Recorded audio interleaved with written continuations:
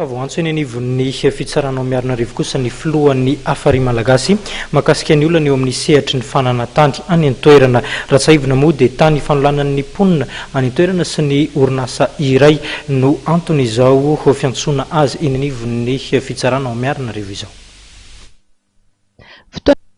Na vitsy izay dia nasitarainana avy amin'ireo mponina any Analavory Miarinarivo ny filohan'ny afary malagasy mahakasika ny olana amin'ny fananantany any an-toerana.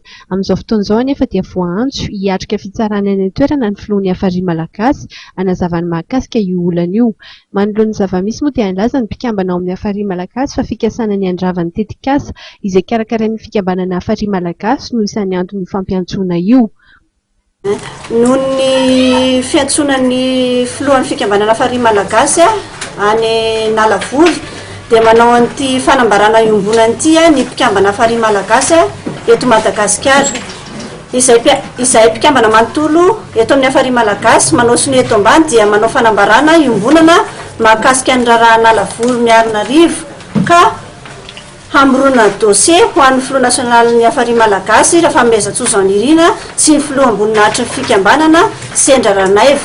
Manao ny asany fandaminana ny fiarahamonina nanentana ny mpiarabelona hanajan'ny lalàna manan-kery sy hanantona ny manam-pahefana no nataon'ny delegasion afary malagasy tany an-toerana.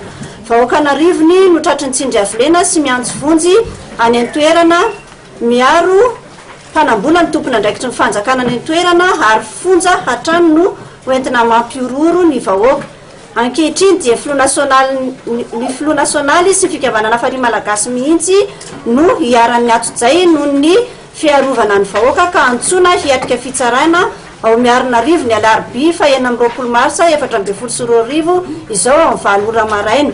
Betsaka nefa ny lalàna sy ny fiarovan-tena tsy voahaja manoloana izany toy ny procès verbal nanaovana fanadihadiana tsy misy soni teny amin'ny zandary no entina mitsara tsy noenona akory ireo vavolombelona ny nahita maso ny zava-misy eny an-toerana. Tsy misy taratasy fiantsoana ara-dalàna avy any amin'ny fitsarana na convocation fa zandary no nilaza mba ho any amin'ny fotoam-pitsarana. Hita mibaribary ny fiandaniny manam-pahefana any an-toerana amin'ny mpanambola no ireo antony ireo mitaky ny tompona andraikitra izahay hijery fotony ity raha ity indrindra ireo tatsahana rivony tratry ny tsindry azo lena sy ny herin'ny vola ary mitaky vidinana ifotony sy fanady avidina lalina ary ny fitsarana tsy miangatra. Manaraka izany dia manao soni marobe izay mpikambana afary indrindra fa ny mpikambana eto an-toerana. Olana teo amin'ny orinasa iray sy ny vahoaka tany Analavory Miarinarivo no notsirian'ny filohan'ny afary malagasy tany Miarinarivo.